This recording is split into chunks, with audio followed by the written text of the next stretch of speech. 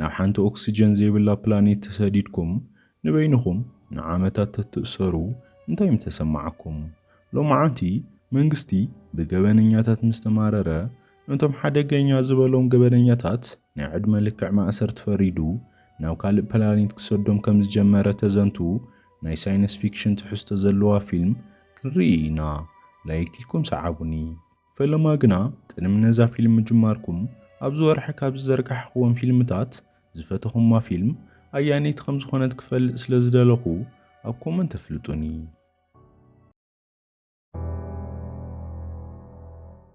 ፊልምና ዓመታት ንቕድሚት ወሲዳ ሰባት ካብዛ ዓለም ወፂኦም ናብ ካልኦት ፕላኔታት ምኻድ ናብ ዝጀመሩሉ ግዜ እያ ትወስደና።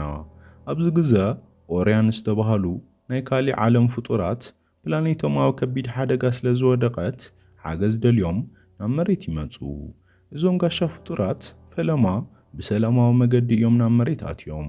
ደቂ ሰባት እውን እንተኾነ ዝኾነ ዓይነት ናይ ጽልእ ምልክት ስለ ዘይረኣይሎም ብሰላም ምስኦም ንኽቕመጡ ፈቐዱሎም። እንተኾነ ግን ቁፅሪ እዞም ፍጡራት ናወሰኸ ምስ ከደ ደቂ ሰባት ፍርሒ ስለ ዝሓደሮም ከም ስጋኣት ክርእይዎም ጀመሩ። ኣብ መጨረሽታ ድማ መንግስቲ ነዞም ጋሻ ፍጡራት ንምጥፋእ ስጉምቲ ክወስድ ጀመረ። ኣብ ማእኸል እዚ ወጥሪ ኒያ ምስ ትበሃል ጓል ንላለ። ኒያ ምስ ሓንቲ መሓዛኣ ኮይና ነቲ ዝሓሰበቶ ክትገብሮ ድልውቲ ምዃና እናገለጸት እንኮላ ብሃንደበት ፖላይስ መፂኦም ከበብዋ። ክትሃድም ዋላ እኳ እንተፈተነት ኣብ መወዳእታ ግና ተታሒዛ ትእሰር። ኣብ ዜናታት ድማ ኣንጻር መንግስቲ ክሰርሕ ዝጸንሐት ፈጣሪ ረዓዲ ተታሒዛ ዝብል ዜና ተዘርግሐ። ብተወሳኺ ድማ መንግስቲ ኣብ ጥቓ ጸሊም ባሕሪ ዝርከብ ማዓስከር ስደተኛታት ዋላ ሓንቲ ዘይበደሉ 70 ኣውርያናት ከም ዝቐተለ ተፈልጠ። እዚ ድማ ዓለም ናብ ከመይ ዝበለ ብልሽውናን ጭካንን ትኸድ ከም ዘላ ዘርኢ ነበረ። ካብኡ ፊልምና ካብ መሬት 43 ናይ ብርሃን ዓመታት ርሕቐት ናብ ትርከብ ሓንቲ ሰብ ዘይብላ ፕላኔት ትወስደና። ኣብኡ ድማ ቲዮዶር ዝተባሃለ ሽማግለ ሰብኣይ ናይ ዕድመ ልክዕ ማእሰርቲ ተፈሪድዎ ንበይኑ ይነብር ነበረ። ቲዮዶር መዓልታዊ መዓድናት ብምኹዓትን ነቲ መዓድን ብሳተላይት ናብ መሬት ይልእኽ ነበረ። ቲዮዶር ሙሉእ ብሙሉእ ኣብ ትሕቲ ቁፅፅር መንግስቲ እዩ ዘሎ። ኣብ ኣፍ ልቡ ብዝተተኸለ ባዮሞኒተር ዝተባሃለ መሳርሒ ኣቢሉ መንግስቲ ስርሑ ብግቡእ እንተዘይሰሪሑ በቲ መሳርሒ ምልክት ብምርኣይ ብኤሌክትሪክ የሳቅዮ ነበረ። እዛ ፕላኔት እዚኣ ከም ሰሓቢ መሬትን ኦክሲጅንን ዋላ እንተሃለዋ እቲ ኣየር ግን ዝተመጣጠነ ስለ ዘይኮነ ንምትንፋስ ኣዝዩ መጸገሚ እዩ። ስለዚ ቲዮዶር ካብታ ንእሽቶ መሕበይኡ ክወፅእ እንከሎ ጥዕናኡ ንምሕላው ወትሩ ማስኬራ ክጥቀም ይግደድ ነበረ። ኣብዛ ቲዮዶር ተኣሲሩላ ዘሎ ፕላኔት ህይወት ካብቲ ዝተሓሰበን ላዕሊ ኣዝያ መራር እያ። ሓደ መዓልቲ 14 ሰዓታት ጥራይ ስለ ዝኾነ ግዜ ኣዝዩ ብቕልጡፍ ይውዳእ። እዚ ድማ ህይወት ሓጻርን መከራ ዝመልኣ ንኽትከውን ገይርዋ እዩ። መንበሪኡ ኣብዛ መንግስቲ ዘዳለወሉ ንእሽቶ ገዛ ኮይኑ መሰረታዊ ዝበሃሉ ነገራት ጥራዮም ድማ ዘለውዎ። ቲዮዶር ካብ ዕለታዊ ናይ መዓድን ስራሖም ዝተመልሰ ድራሩ በሊዑ ነታ ኣብ ጥቓኡ ዘላ ንእሽቶ ናይ ኣሕምልቲ ስፍራማ የስትያ።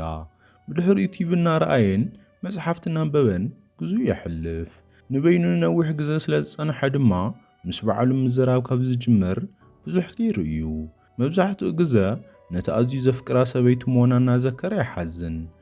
ሕጂ ድማ ብሰንኪ ነዊሕ ዓመታት ዘሕለፈዎ ጽምዋ ኣብ ውሽጢ ርእሱ ዝተፈላለዩ ድምጽታት ክስምዑ ጀሚሮም ኣለዉ።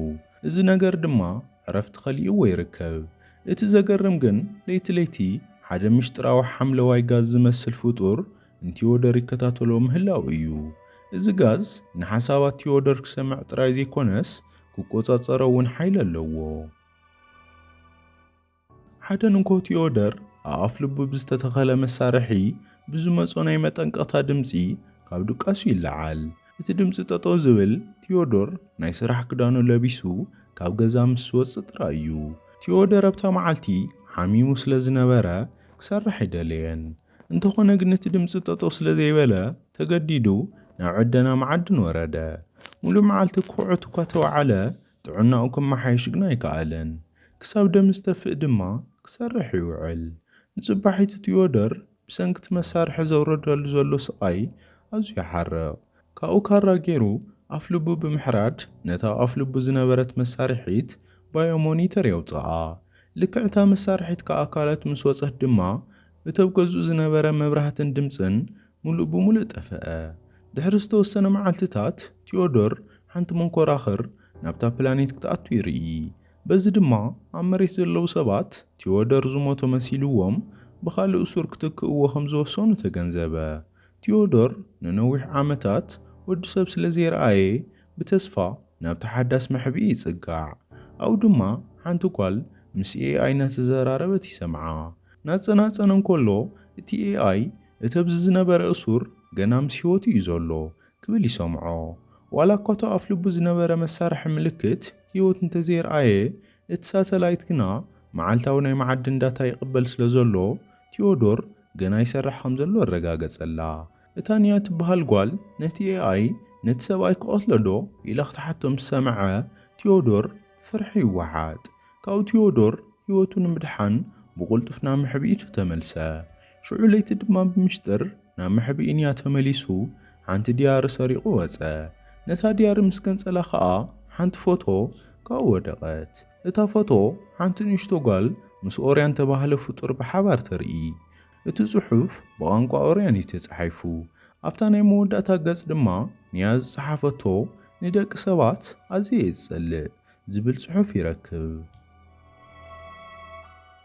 ካብኡ ፊልምና ናብ ሕሉፍ መሊሳ ንያ ንእሽቶ ቆልዓ እንኮላ ምስ ሓደ ኦርያን እናተዘራረበት የርእየና። ብሃንደበት ግን ሓደ ወታደር መጺኡ ካብ ዘለውዎ ንኸይንቀሳቐሱ ኣዘዞም። ሕጂ ኸኣ ፊልምና ናብቲ ንያ ናብዛ ፕላኔት ዝመጸትሉ እዋን ወሲዳ ብንሃታ ዓይነ ክተርእየና ትጅምር። ንያ ከም እስርቲ መጠን ኣብዛ ርሕቕቲ ፕላኔት ምስ ወረደት እታ ዝወረደታ መንኮራኹር ሽዑ ንሽዑ ገዲፋታ ትምለስ። ልክዕ ከምቲ ንቴዎዶር ዘጋጠማ እቲ ናይታ ፕላኔት ኣየር ኣዝዩ ስለ ዝኸበዳ ርእሳ ክዘራ ይጅምር። እቲ ኤኣይ ድማ ኣካላታ ምስቲ ከባቢ ንኽላመድ ግዜ ከም ዘድልዮ ይነግራ። ኣብዚ ሰዓት እዩ እቲ ኤኣይ እቲ ኣረጊት እሱር ገና ምስ ህይወት ኣሎ ዝብል ሓበሬታ ዝሃባ። ንያ ድማ ክቐትሎ ዶ ኢላ ክትሓትት እንኮላ ቴዎዶር ካብ ደገ ኮይኑ ሰሚዕዋ ነበረ። እንተኾነ ግን እቲ ኤኣይ እቲ ሰብኣይ ድሮ ናብ ሞት ይቃረብ ስለ ዘሎን ኣእምሮኡ እውን ጥዑይ ስለ ዘይኮነን ክትቀትልዮ ይግባእን ካብኡ ጥራይ ረሓቒ ብምባል መኸራ። ሽዑ ምሸት ድማ ቴዎዶር ናብ ገዛእ ክኣቱ እንከሎ ንያ ትሰምዖ ነበረት። ኮይኑ ግና ስለ ዝፈርሐቶ ዝደቀሰት መሲላ ተጽቅጥ። ንጽባሒቱ ኣብ ዕደና መዓድን ክልቲኦም ይራኸቡ። ቴዎዶር ድሕሪ ነዊሕ ዓመታት ሰብ ስለ ዝረኸበ ከዛረባን ክረዳዳእን ብዙሕ እኳ ተፈተነ ንያ ግና ዋላ ሓንቲ ተገዳስነት ክተርእዮ ይከኣለትን። እቶም መንጎኦም ዘሎ ናይ ጥርጣረ መንደቕ ክልቲኦም ኣብታ ፕላኔት ብሰላም ንኽነብሩ ዓብዪ ዕንቅፋት ኮኖም። ንያ ናብ ገዛ ምስ ተመልሰት ዲያራኣ ከም ዝጠፍአት ተስተውዕል። እቲ ኤኣይ ድማ እቲ ኣረጊት ሰብኣይ ከም ዝሰረቓ ይነግራ። እዚ ንንያ ኣዝዩ ስለ ዘሕረቓ ካራ ሒዛ ናብ ቴዎዶር ብምኻድ ዲያርየ ይሃበኒ ኢላ ተፈራርሖ። ቴዎዶር ከዓ ብቑልጡፍ የቕረ ተሓቲቱ ነታ ዲያሪ ይመልሰላ። ካብኡ ንያ ንቴዎዶር ደጊሙ ናብ ገዛኣ ንኸይኣቱ ተጠንቅቖ። ንያ ምስ ከደት ቴዎዶር ክትቀትሎ እንተትደሊ ነይራ ኣብቲ ሰዓት እቲ ክትገብሮ ትኽእል ከም ዝነበረ ተሓሲቡ ዕረፍቲ ተሰምዖ። ንጽባሒቱ ድማ ቴዎዶር ነቲ ዝገበሮ ነገር ንምክሕሓስ ደጊሙ ናብ ንያ ከደ። ንያ ዋላ እኳ ደጊሙ ንኸይቐርባ እንተኣዘዘቶ ቴዎዶር ግና ብዛዕባታ ነዊሕ ዓመታት ዘይረኣያ መሬት ሓደ ሕቶታት ክሓታ ጀመረ። መሬት ሕጂ ኸመይ ኣላ? ሰብ ቴሌቪዥን ይርኢ ኣሎ ዶ ኢሉ ይሓታ። እዚ ሕቶ እዚ ንንያ ፈለማ እኳ እንተሕረቓ ቴዎዶር ንበይኑ ነዊሕ ግዜ ስለ ዝጸንሐ ኣብ ርእሱ ድምፅታት ክስምዖ ከም ዝጀመረን ንሳ እውን ከምኡ ከጋጠማ ከም ዝኽእልን ምስ ነገራ ግና ክትምልሰሉ ጀመረት። ንያ ብኹነታት ቴዎዶር ንሓዘነት መሬት ሕጂ ኸመይ ከም ዘላን ሰባት እውን ቴሌቪዥን ይሪኡ ከም ዘለውን ነገረቶ። ብድሕሪኡ ድማ ኣብ ስራሕ ምስ ተራኸቡ ንፈለማ ግዜ ስማቶም ተላለዩ። ንጽባሒቱ ንግሆ ንያ ካብ ገዛ እናወፀት ቴዎዶር ዝገደፈላ ወረቐት ረኸበት። ቴዎዶር ምሸት ንድራር ዓዲምዋ ነበረ። እንተኾነ ግን ቴዎዶር ወሲኹ ኣነ ዘፍቅራ ሰበይቲ ስለ ዘላትኒ እዚ ዕድመ እዚ ናይ ፍቕሪ ሕቶ ኣይኮነን ብምባል ብንጹር ኣፍሊጥዋ ነበረ። ንያ ብዛዕባ ቴዎዶር ጥርጣሪ ስለ ዝሓደራ ነቲ ኤኣይ ክትሓቶ ትጅምር። ቲዮዶር እንታይ ገበን ፈጺሙ ናብዛ ፕላኔት ከም ዝተሰጎኽ ትፈልጥ እኳ እንተደለየት እቲ AI ግን ንጹር ሓበሬታ ከም ዘይብሉ ገለጸላ። ይኹን እምበር ናብዛ ፕላኔት ዝተሰደዱ ሰባት ብገበን ቅትለት ግብረ ራዕዲ ወይ እውን ጥልመት ሃገር ዝተኸሰሱ ጥራይ ምዃኖም ነገራ። እዚ ድማ ንያ ንቲዮዶር ዝያዳ ብጥርጣረ ንኽጥምቶ ገበራ። ንምሸቱ ቲዮዶር ነቲ ነዊሕ እዋን ዓቂብዎ ጸንሐ ዊስኪ ከውፂኡ ብምድላው ንንያ እንድራር ተጸብያ። ንያ ምስ መጸት ድማ ብሓባር ክበልዑ ጀመሩ። ኣብ ማእኸል ዕላል ቲዮዶር ብዛዕባ ለይቲ ዝመጽእ ሚስጥራዊ ጋዝ ነገራ። እቲ ጋዝ ሓሳባት ከም ዝሰምዕን ዝደልዮ ነገር ኣብ ሓንጎል ከም ዝቐረጽን ብምግላጽ እቲ ጋዝ ክመጽእ እንከሎ ብዛዕባ ምስጢራት ከይተሓስቢ ኢሉ የጠንቅቓ። ንያ ድማ በዚ ነገር ኣዝያ ትስንብድ። ቲዮዶር ብምቕጻል ዝተወሰኑ ቃላት ኦርያን ክዛረብ ከም ዝኽእል ኮይኑ ግና ከመይ ገይሩ ከም ዝተምሃሮ ከም ዘይዝክሮ ተዛሪቡ ነቲ ዲያርኺ ስለምንታይ ብቋንቋ ኦርያን ጽሒፍክዮ ኢሉ ይሓታ። ኣብዚ ሰዓት ንያ ነቲ ዘሕዝን ሚስጥሪ ህይወት ኣውፂኣ ትነግሮ። ንያ ገና ቆልዓ እንኮላ ወለዳ ስለ ዝደርበይዋ ሓደ ኦርያን ረኺቡ ዕብይዋ። ካብኦም ምስቶም ኦርያናት ኣብ ጥቓ ጸሊም ባሕሪ ትነብር ከም ዝነበረት ገለጸት። እቲ ዘሕዝን ግና ንያ ጓል 10 ዓመት እንኮላ እታ ዘዕበይታ ኦርያንን ማዲኣን ኣሕዋታን ብወታደራት ተቐትሉ። ካብቲ ግዜ ጀሚሮም ድማ ክልተ ጨካናት ሰብኣይን ሰበይትን ከም ዘዕበይዋ ነገረቶ። ብድሕሪኡ ንያ ነቲ ንጹሃን ኦርያናት ንኽቕተሉ ትእዛዝ ዘመሓላለፈ ቀዳማይ ሚኒስትር እቲ ሃገርን ምቕታል ሓሳብ ከም ዝነበረ ኣመነት።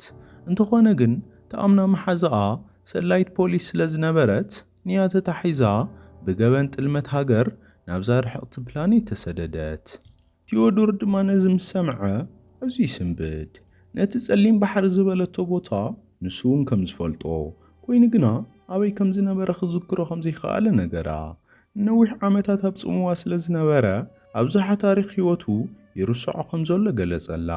ካብኡ ንያ ብዛዕባ ሰበይቲ ምስ ሓተተቶ ድማ ሞና ልክዕ ከምኡ መምህር ከም ዝነበረት ሕጂ ግን ምናልባሽ ጥሮታ ወፂኣ ክትከውን ከም ትኽእል ገለጸላ። ካብኡ ንያ ንቲዮዶር ናብዛ ፕላኔት ዝመጻሉ ምኽንያት ምስ ሓተተቶ ቲዮዶር ብዘይ በዓልክዎ ቅትለት ተኸሲሰ እየ መጽየ ብምባል የረድኣ። እቲ ዝተቐትለ ሰብ ምስ ሰበይቱ ሞና ብሓባር ዝሰርሕ ስለ ዝነበረ ፖሊስ ቲዮዶር ብቕንዕ ተደፋፊኡ ይቐቲልዎ ዝብል ክሲ ከም ዝመስረተሉ ንሱ ግና ነቲ ዝተቐትለ ሰብ ፈጺሙ ከም ዘይፈልጦ ወሲኹ ይዛረብ። ን15 ዓመታት ንበይኑ ክነብር ድሕሪ ምጽናሑ ድማ ሕጂ ንፈለማ ግዜ ሰብ ረኺቡ ክዘራረብ ምኽኣሉ ዓብዪ ጸጋ ምዃኑ ነገራ።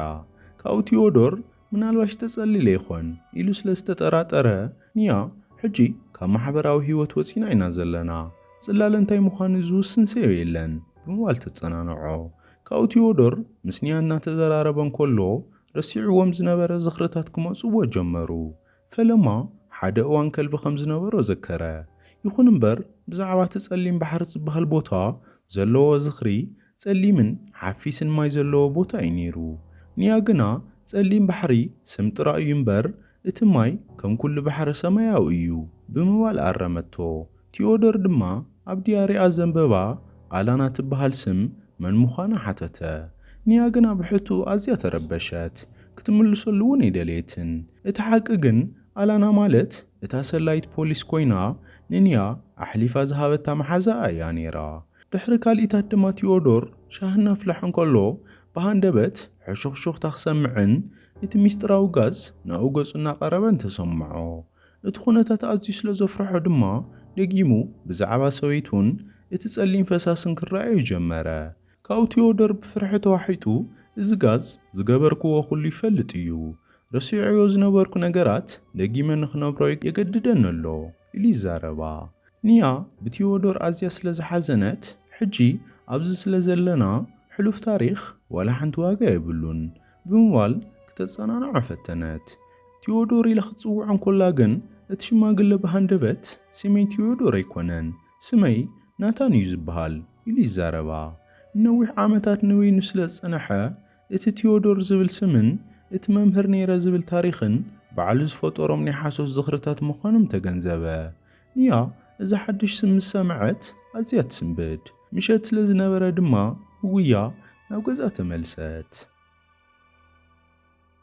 ካብ ፊልምና ናብ እዋን ህፃንነት ንያ ትወስደና። ንያ ምስቲ ዝዕበያ ናይ ኦርያን ስድራ ቤት እንኮላ ሓደ ወታደር መጺኡ ንከይንቀሳቐሱ ኣዘዞም። እቲ ወታደር ብፍርሒ ተዋሒጡ ነቶም ስድራ ንያ ዝኾኑ ኦርያናት ብጥይት ረሸኖም። ንያ በቲ ዝረኣየቶ ጭካነ ደንዚዛ ተረፈት። ልክዕ ድሕሪ ሞት ስድራኣ ድማ ሓንቲ ሰበይቲ ነቲ ስድራኣ ዝቐተለ ወታደር ናታን ፍሊማን ኢላ ክትጽውዖ ሰምዐት።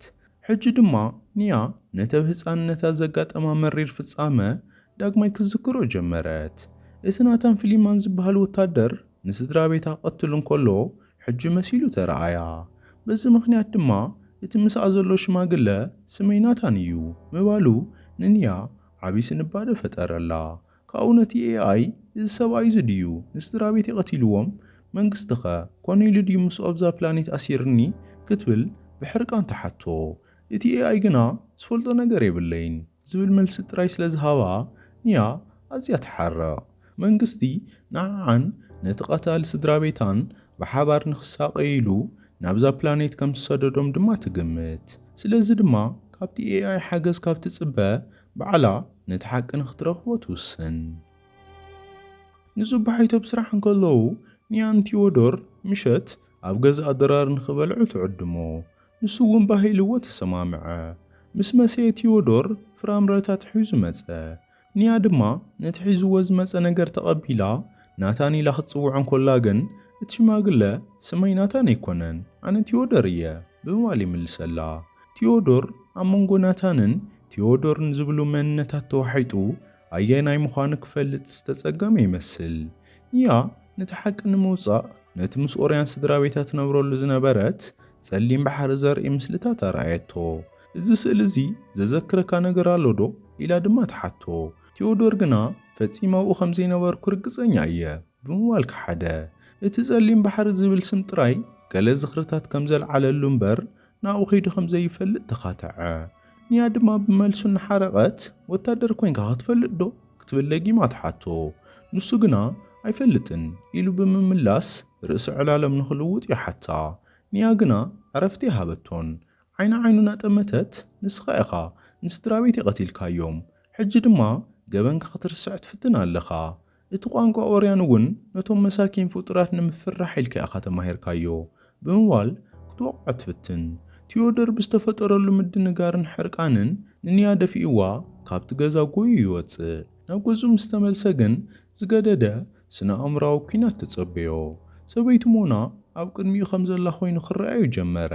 ሞና ኣብቲ ራእይ እዛ ጓል እዚኣ ምሽጥርካ ንኸይትረኽቦ ተጠንቀቕ ኢላ ትመኽሮ። ቲዎዶር ድማ ዝኾነ ዘስግእ ነገር የብላን ኢሉ ክከላኸለላ እኳ ተፈተነ። ሞና ግና ንሳኺ ቀተለትካ ቀዲምካ ቅተላ ብምባል ናብ ሕማቕ ነገር ክደፋፍኦ ጀመረት። ኣብ ዝቕጽል ምርኢት ንያ ካብ ገዛ እናወፀት እንኮላ ነቲ ሚስጥራዊ ሓምለዋይ ጋዝ ረኸበቶ። እቲ ጋዝ ድማ ነቲ ናታን ዝረስዖ ዝኽርታት ከጻውታ ጀመረ። ኣብቲ ዝኽሪ ናታን ምስ ቨርሚን ዝተባሃለ ሰብ እናተዘራረበ እንከሎ ነቶም ኦርያናት ረሳሓት ኢሉ ክጽውዖምን ሞት ከም ዝግብኦምን ክዛረብ ተሰምዐ። ንያ እዚ ምስ ሰምዐት እቲ ምስኣ ዘሎ ሽማግለ ቲዎዶር ብርግጽ እቲ ንስድራ ቤታ ዝቐተለ ጨካነ ወታደር ምዃኑ ሙሉእ ንሙሉእ ኣመነት። ንምሸቱ ድማ ንያ ኣብ ደገ ድምፂ ሰሚዓ ንምፅራቅ ክትወፅ እንኮላ ሃንደበት ቲዎዶር መጺኡ ወቕዓ። ካብኡ ቲዎዶር ብሓይሊ ደፊኡ ሃለዋታ ከም ትስሕት ይገብራ። ንያ ወዲቓ ኣብ ዝነበረትሉ እዋን እታ መሓዝኣ ዝነበረት ኣላና ኣሕሊፋ ዝሃበታን ፖላይስ ዝሓዝዋን ክፍእቲ መዓልቲ ዳግማይ ብሕልሚ ረኣየታ። ካብ ድቃሳ ምስ ተበራበረት ድማ ቲዎዶር ቅድሚኣ ኮይኑ ኣነ ንጹህ እየ ንዋላ ሓደ ሰብ እውን ኣይቀተልኩን ኢሉ እናለመነ ይጸንሓ። ንያ ግና በተብቲ ጋዝ ሰማዓቶ ዝኽርታት ንሱ ቀታሊ ስድራኣ ምዃኑ ስለ ዘረጋገጸት ይኣመነቶን። ካብኡ ብቕልጡፍ ናብ ገዛ ተመሊሳ ካራ ትዕጠቕ። ቲዎዶር ድማ ደድሕሪኣ መጺኡ ዋላ ሓንቲ ከም ዘይገበረ ዋላ እንተለመና ንሳ ግና ፈጺማ ክትኣምኖ ይደልየትን። ኣብቲ ሰዓት ቲዎዶር ደጊሙ ሓደ ናይ ቀደም ዝኽሪ ይመጾ። ምስ ሞና ኮይኑ ብመስኮት እናጠመተ ሓደ ሰብ ኣብቲ ከባቢ ዘሎ መሲሉ ይስምዖ። ካብኡ ናብ ውንኡ ተመሊሱ ንንያ ደፊኡ የውድቓ። ንሳ ድማ ብኻራ ወቂዓቶ ናብ በረኻ ሃደመት። ንያ እናሃደመት እንኮላ ሓደ ኣረጊትን ዝዓነወን ገዛ ረኣየት። ናብ ውሽጢ ምስ ኣተወት ድማ ሓደ ዘሰንብድ ነገር ትረክብ። ናይ ሓደ ካብቶም ቀዲሞም ኣብኡ ዝነበሩ እሱራት ብገመድ ተሓኒቑ ናይ ዝሞተ ሬሳ ረኸበት። እዚ ድማ እታ ፕላኔት ንሰባት ናብ ከመይ ዝበለ ተስፋ ምቑራጽ ከም ዘብጽሖም ዘርኢ ነበረ። ብኻልእ ገጽ ድማ ቴዎዶር በቲ ምሽጥራዊ ጋዝ ተዋሒጡ ነቲ ሓቢኡዎ ዝነበረ ሓቀኛ ታሪኽ ክዝክሮ ጀመረ። ካራ ውፅኡ ድማ ንሓደ ክፍሊ እናኸደ ንባዕሉ ይርኢ። ብኻልእ ገጽ ንያ ድማ ኣብቲ ዝዓነወ ገዛ ኮይና ንቴዎዶር ብጭካነ ክትሃርሞን ሓቂ ንኽናዘዝን ክተገድዶ ጀመረት። ቴዎዶር ደም እናፈሰሶ እንከሎ ብሃንደበት ሓደ ዘሰንብድ ናይ ቀደም ዝኽሪ ይመጾ። ሰበይቲ ሞና ምስ ካልእ ሰብኣይ ርክብ እናገበረት እንከላ ይርያ። ካብኡ ሞና ክተርድኦ ዋላ እኳ እንተፈተነት ቴዎዶር ግና ብሕርቃን ተደፋፊኡ ብኻራ ወጊኡ ይቐትላ። ሕጂ ቴዎዶር እቲ ሓቀኛ ገበኑ ንሰበይቲ ምቕታሉ ከምዘይኮነ ዘከሮ። ናበኸየ ድማ ሰበይተይ ቀቲለ እየ ብምባል ንሞና ይቕረታ ክሓታ ጀመረ። እንተኾነ ግን ፈጺመ ወርያናት ይቀተልኩን ብምባል ደገመላ። ንያ ሕጂ እውን ክትኣምኖ ይደለየትን ኮይኑ ግና ሃንደበት ንባዕላ መስትያት ምስ ረኣየት በቲ ዝገበረቶ ጭካነ ኣዝያ ትስንብድ። ንቴዎዶር ገዲፋቶ ድማ ካብቲ ቦታ ትሃድም። ኣብዚ ሰዓት ግን ሓደ ዓብዪ ምስጢር ተቓልዐ። ኣብ መንደቕ እቲ ዝዓነወ ገዛ ረሳሓት ኩሎም ክሞቱ ይግብኦም እዩ ዝብል ጽሑፍን ስም እቲ ቨርሚን ተባሃለ ሰብኣይን ተጻሒፉ ተረኽበ። እዚ ማለት እቲ ንባዕሉ ቀቲሉ ዝሞተ እሱር እቲ ሓቀኛ ናታን እዩ። እቲ ምስጢራዊ ጋዝ ዘናዝዞ ዝነበረ ናይ ጽልእ ዝኽርታት ድማ ናይቲ ዝሞተ ናታን እምበር ናይ ቴዎዶር ኣይነበረን። ካብኡ ንያ ናብ ገዛ ተመሊሳ ብሕርቃን ነቲ ኤኣይ ሰባበረቶ። ብድሕሪኡ ግና ሕልናኣ ስለ ዝወቐሳ ተመሊሳ ንቴዎዶር ተሰኪማ ናብ ገዝኡ መለሰቶ። ኣብ መወዳእታ ድማ ንያ ነታ ዲያሪ ምስ ከፈተታ ሓደ ዘገርም ነገር ረኸበት። ኣብ ኩሉ ገጻት እታ ዲያሪ ናታን ፍሊማን ዝብል ስም ዝተጻሕፎ ነበረ። ቴዎዶር ስም ቀታሊ ስድራ ቤታ ንኽዝክሮ ዝገበሮ እዚ ምዃኑ ድማ ትፈልጥ። ኣብዚ ሰዓት እዩ ንያ እቲ ሓቂ ዝተረድኣ። ቴዎዶር ናታን ኣይኮነን። ንሱ ነታ ዝሰረቓ ዲያሪ ንያ ምስ ኣንብባ ብሰንኪቲ ዝነበሮ ስነ ኣእምሮኣዊ ጸቕጢ ስም ናታን ንሃቱ ስም መሲልዎ እዩ ተደናጊሩ። ብዙሕን ከይጸንሐ ድማ እቲ ምስጢራዊ ጋዝ ንናይ ንያ ገዛ ምስ ወረሮ ንያ ብናይ ካልእ ሰብ ዝኽርታትን ሕማቕ ሓሳባትን ተዋሒጣ ክትበኪ ጀመረት። እቲ ጋዝ ነተብታ ፕላኔት ዝነበረ ስቓይን ጓህን ከም መስትያት ኮይኑ የርእያ ነበረ። ካብኡ ንያ ናብ ቴዎዶር ተመልሰት። ንሱ ግና ሕጂ ኣፍ ሞት እዩ ዘሎ። ካብኡ ንያ ነታ ዲያርየ ምስ ኣንበብካ ድዩ እሙርኻ ተደናጊሩ ናታን እየ ክትብል ጀሚርካ ኢላ ትሓቶ። ቴዎዶር ድማ እወ ብምባል መለሰላ። ብተወሳኺ ድማ ኣብ መሬት ከሎ ሓደ ኦርያን ጎረቤት ከም ዝነበሮን እቲ ቋንቋ ካብኡ ከም ዝተምሃሮን ነገራ። እቲ ጸሊም ባሕሪ ዘይኮነስ ነታ ሰበይቱ ዝቐተለላ ካራ ካብቲ ረሳሕ ማይ ዝመልኦ መሕፀቢ ኣቑሑ ከውፅኦ እንከሎ ዝረኣዮም ምስሊ ምንባሩ ገለጸላ። ንያ ነቲ ዝገበረቶ ዓብዪ ጌጋ ተረዲኣ ኣዝያ ሓዘነት። ነቶም ናይ ኦርያን ስድራ ቤታ ኣዝያ ከም ዝናፈቐቶም ድማ ገለጸትሉ። እታ ዘዕበየትኒ ኦርያን ኣደይ እቶም ፍጡራት ሕናነይ ምፍዳይ ጠባይ ስለ ዘይብሎም ነቲ ቀዳማይ ሚኒስትር ክቐትሎም ሕሳበይተ ትፈልጥ ነይራ እንተጸየፈትኒ ነይራ ብምባል ድማ ተጣዕሰት። ቴዎዶር ግን ናታን እዩ ኢልካ ኣሚንክ ከለኽ እኳ ንዓይ ክትቀትልኒ ስለ ዘይከኣልኪ ነቲ ሚኒስትር እውን ክትቀትልዮ ነርኪ ኢለ ይሓስብን ብምባል የጸናንዓ። ኣብ መወዳእታ ድማ ቴዎዶር ሓደ ናይ መስዋእቲ ሓሳብ ኣቕረበላ። ነቲ ንዓ ዝቆጻጸር ባዮሞኒተር ካብ ኣካላት ኣውፂኣ ናብ ናሃቱ ንኽተኽሎ ሓተታ። በዚ መሰረት ድማ ንሱ ምስ ሞተ ኣብ መሬት ዘለዉ ሰባት ንያ ከም ዝሞተት ተቖፂራ ካብቲ መዝገብ ክስርዝዋ እዮም። በዚ መገዲ ድማ ንሳ ናጻ ኮይና ኣብዛ ፕላኔት ክትነብር ትኽእል እያ። ዳግማይ ድማ ኣብቲ ስራሕቲ ዕድና እውን ክትሰርሕ የድልያን እዩ። ንያ ነዚ ምስ ሰምዐት እናበኸየት ትሰማማዕ። ብድሕሪኡ ድማ ነቲ ኣፍ ልባ ዝነበረ መሳርሒ ናይ ምውፃእ ዘሳቐ መስርሕ ትሕልፎ። እቲ መሳርሒ ድማ ናብ ቴዎዶር የእትውዎ። ድሕሪ ገለ መዓልትታት ድማ ቴዎዶር ይዓርፍ። ንያ እውን ብኸበርታት ትሽፍኖ እሞ ደሓንኩን ኢላ ትሰናበቶ። ኣብ ናይ መወዳእታ ምርኢት ፊልምና ድማ ንያ ናብ ጫፍ ሓደ ንእሽቶ ኸረን ትድይብ። ብዘይ ገጽ መሸፈኒ ድማ ናብቲ ሰማይ ትጥምት። እዚ ድማ ምስቲ ሓድሽ ከባቢ ተላሚዳ ብሰላም ክትነብር ከም ዝጀመረት ዘርኢ ምልክት እዩ። ነዛ ፊልም ተፈቲኹማ ላይክ ጌርኩም ነዚኣ እውን ረእይዋ።